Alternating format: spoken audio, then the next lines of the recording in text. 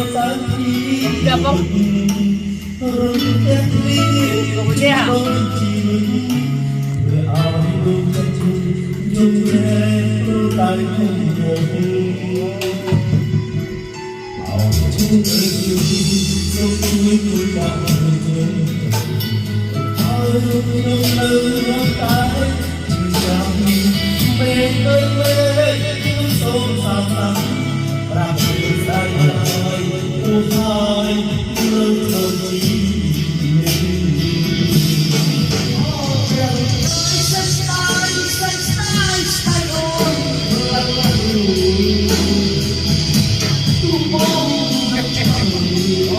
Cắt cho đau đi rồi.